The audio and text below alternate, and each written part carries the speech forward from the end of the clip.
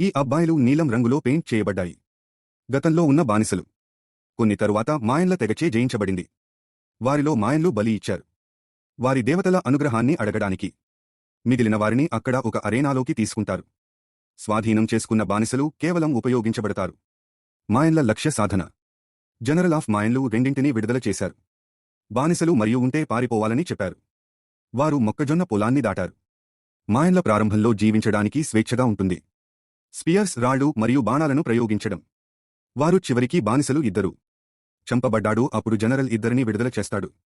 మరింత బానిసలు. వారిలో ఒకరు జాగ్వార్ పంజా. జిగ్జాగ్లో పరుగెత్తడం ప్రారంభిస్తుంది.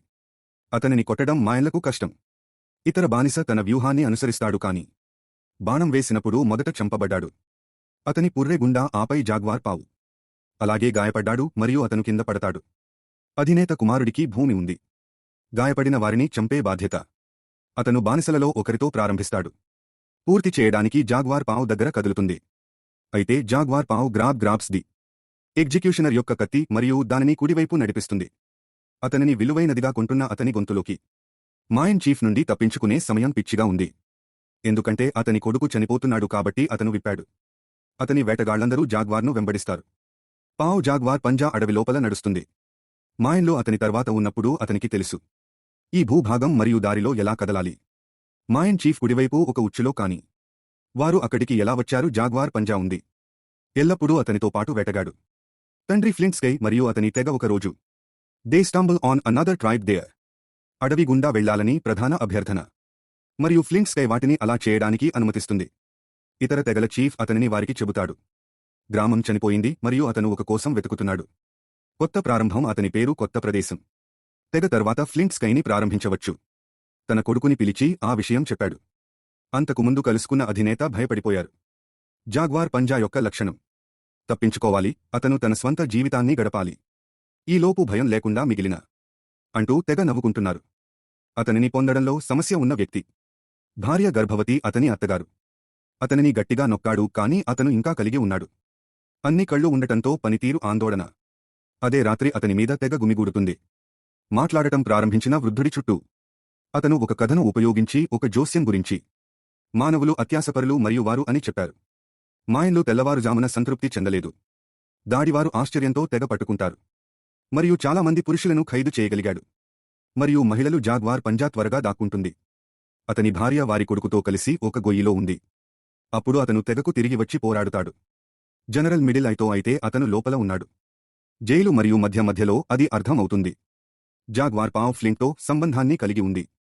యువ హంటర్ని శిక్షించడానికి స్కై ప్రతిఘటించి తన తండ్రిని ఉరితీస్తాడు. గొయ్యిని తనిఖీ చేస్తుంది కాని ఎవరికీ కనిపించదు.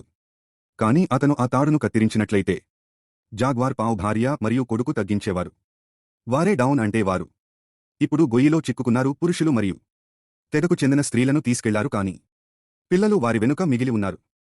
తల్లులు ప్రార్థన తప్ప ఏమీ చేయలేరు. వారి భద్రతను త్వరలో మాయన్లు తీసుకుంటారు. ఒక గ్రామం ద్వారా బానిసలు. ఒంటరిగా ఒక చిన్న అమ్మాయి మాత్రమే బతికే ఉంది. మాయన్లు ఆమెకు దూరంగా ఉండమని హెచ్చరిస్తున్నారు.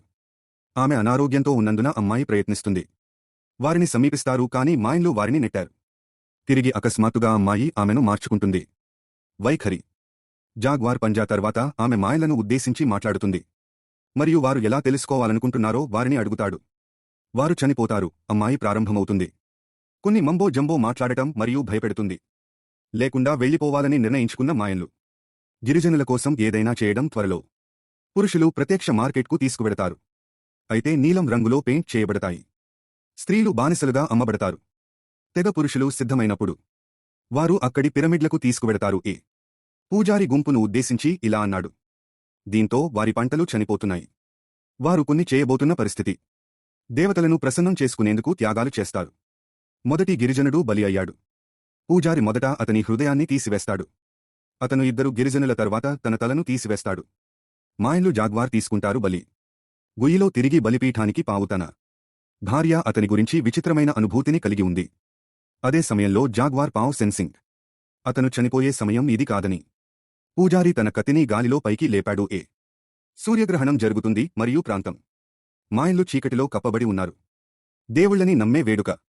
పూజారి వారికి సందేశం పంపడానికి ప్రయత్నిస్తున్నారు. దేవతలను తమ కాంతిని ఇవ్వమని అడుగుతాడు. వెనుకకు మరియు చంద్రుడు దూరంగా కదులుతుంది. సూర్య మాయన్లు దీనిని సంకేతంగా స్వీకరిస్తారు. దేవతలు తృప్తి చెందారు కాబట్టి వారు ఆగిపోతారు. బానిసలు అయితే బానిసలను చంపడం తప్పించుకోలేదు మరియు అవి ఇప్పుడు తీసుకోబడ్డాయి. శిక్షణ arena chief Mayans zero wolf తన మనుషులకు చెబుతుంది. బానిసలను సిద్ధం చేయమని తన కుమారుడికి కూడా చెబుతాడు. దగ్గరకు వెళ్లి నిలబడటానికి బండను కత్తిరించాడు. గాయపడిన వారిని పూర్తి చేయడానికి మొక్కజొన్న క్షేత్రం. జనరల్ మిడ్ ఐ మొదట రెండింటినీ విడుదల చేస్తుంది. పారిపోవడానికి ప్రయత్నించే బానిసలు కాని వారు ఇద్దరూ చంపబడ్డారు. వారిలో ఒకరిని బండరాయితో కొట్టారు మరియు అవి ఉన్నందున మరొకటి బాణం ద్వారా. పూర్తిగా డెడ్ కట్ రాక్ విధానాలు కాదు వాటిని, మరియు అతను వాటిని పూర్తి చేస్తాడు. కొత్తది పంపమని మాయన్లను సూచిస్తుంది. స్లేవ్స్ ఓవర్ మిడిల్ 2 కొత్త వాటిని విడుదల చేస్తుంది. బానిసలు మరియు వారు ఇద్దరూ అలాగే కొట్టబడ్డారు కాని ఈసారి జాగ్వార్ పంజా కోతను చంపుతుంది. రాక్ బదులుగా ఇతర మార్గం చుట్టూ 0 తోడేలు తన కొడుకు ఫన్నీగా నడవడం గమనిస్తుంది. కాని తర్వాత అతను చనిపోయిన జాగ్వార్ అని తెలుసుకుంటాడు. జీరో వోల్ఫ్ అయితే పీడబ్ల్యూ లేచి పారిపోతుంది. తన కొడుకును తనిఖీ చేస్తాడు. అతను పూర్తిగా వెళ్తాడు.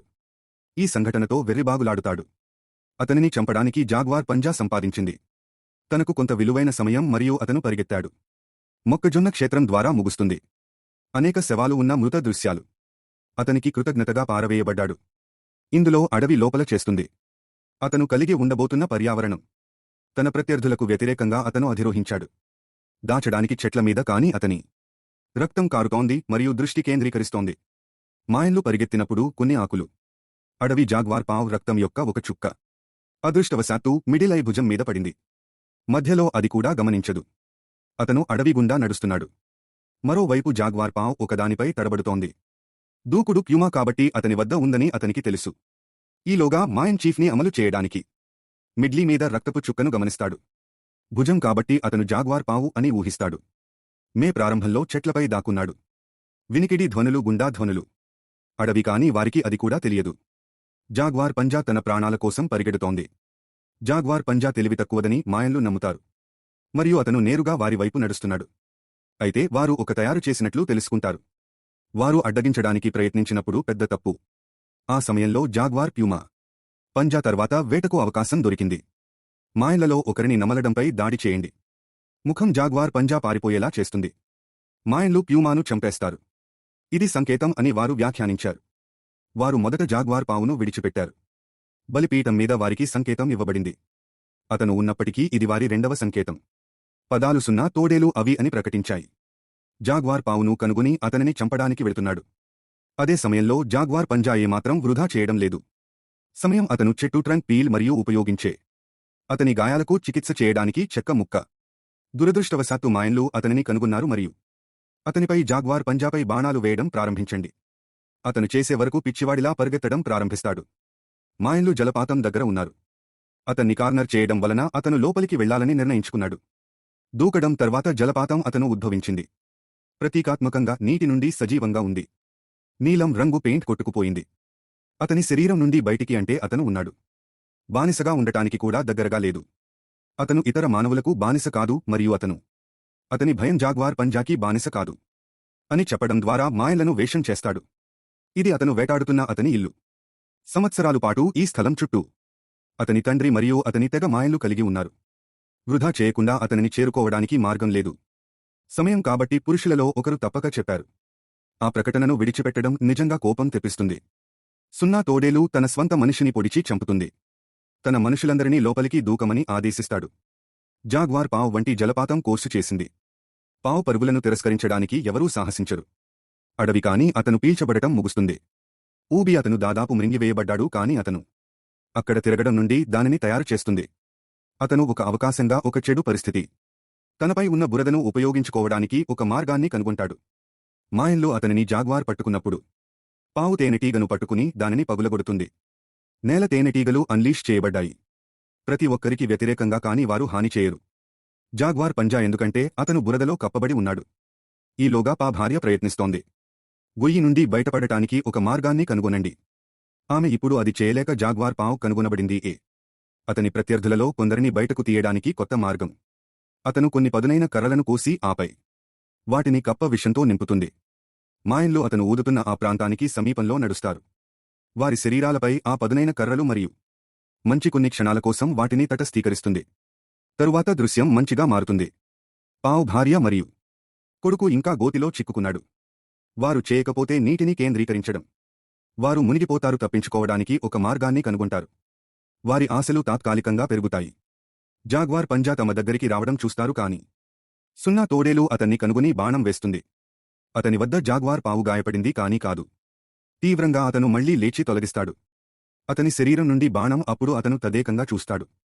ఆహ్వానించే విధంగా 0 తోడేలు వద్ద మాయన్ చీఫ్ అతనితో పోరాడటానికి ఇది సమయం అని నమ్ముతున్న కత్తి. తన కొడుకును చంపిన వ్యక్తిని చంపుతాడు.